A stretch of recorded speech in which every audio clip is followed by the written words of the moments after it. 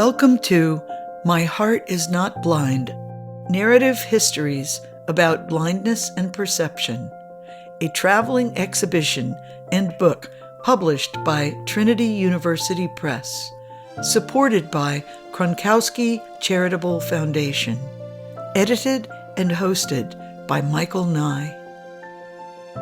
Every person, every place is a map to somewhere else. Episode 12, Anne Humphries.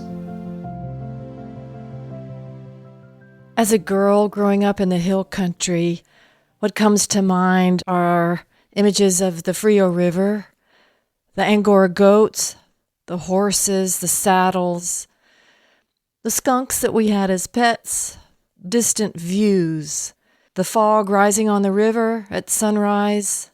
Those images are great comforts to me. The word blindness doesn't scare me anymore. I used to fear being called blind. I've crossed over, and it's taken so much to adapt to being blind that I hesitate to go back. When I was in my early 30s, I started noticing a shimmer.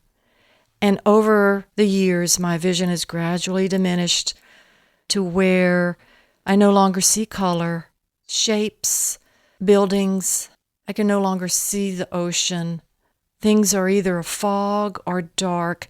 I can perceive the moon if someone guides my eyes. I can see a candle.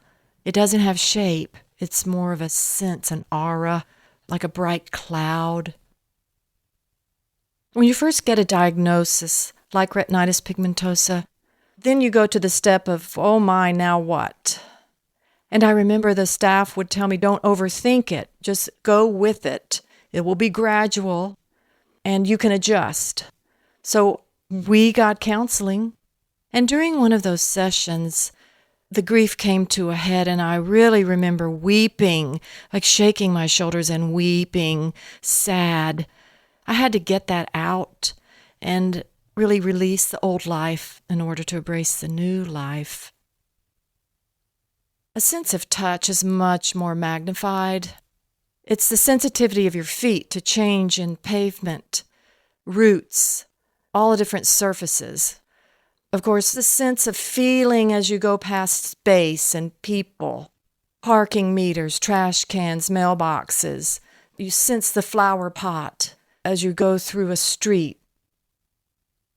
These days, I don't really care so much what people look like. I hear their voices and their manner and their energy. I can sense that. When I was hugging my family, whom I hadn't seen in at least a year, the way my father's back felt, the chest, his muscles, my mom's softness. What I sense about people now is more their sense of compassion, how they reach for my hand. So the physicality of the image isn't necessary to be satisfying and fulfilling. I have a wonderful companion, a seeing-eyed dog named Brago, and I consider his coming into our family's life as equivalent as our marriage and the births of our children. It's that significant. The way we know each other, he's trained to have intelligent disobedience. He'll stop and block his legs, and I'll know to pay attention. He comes to my bedside when I don't feel well. He's keeping me company, standing by me. I will say I do miss moving in a crowd independently, going over and speaking to people. However, there are trade-offs that are of equal value. When I hold babies, how they sit in your lap, you smell their hair more. You feel the soft spot. You feel their bones. You just experience people in a slightly different way. You shift. Some of the ways I perceive my surroundings, it's almost as if I create a radar, hearing the echo, how close something is. Last night we were driving home from swimming, up a hill, through San Marcos to the golf course. And the sound difference between the main street and sliding through that golf course was so lovely and soft. Blindness has cautioned me not to rush, get in a hurry. I know how the wind feels on my arms, my shoulders, how it blows my hair. And there are times when I revert, not being able to go and do like I want to.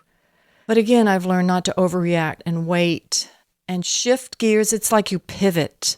I pivot and find whole new worlds that are equally satisfying. Anne is a writer and poet. Her voice pulls us inward toward her. It's honest, revelatory of her ability to observe and reflect. For an example, she said, "Last night we were driving home through a golf course. The difference in sound from the busy streets to just sliding through that golf course was so lovely and soft." She talks about her seeing eye dog Brago and said, "I consider his entry into our family life as equivalent to our marriage and the birth of our children. It's that significant." Anne's voice has weight and gravity. She said, "The word blindness doesn't scare me anymore. It's not to be feared. It's not sad. It's not dark. It's not a door that's locked. You go internally. You pivot, adjust, and you adapt. You experience people and places and time in a slightly different way." Join me next week. 2 new episodes will be released. Please subscribe, rate, and review this podcast. There are so many ways, different ways, to experience moments to their fullest. Thank you for listening.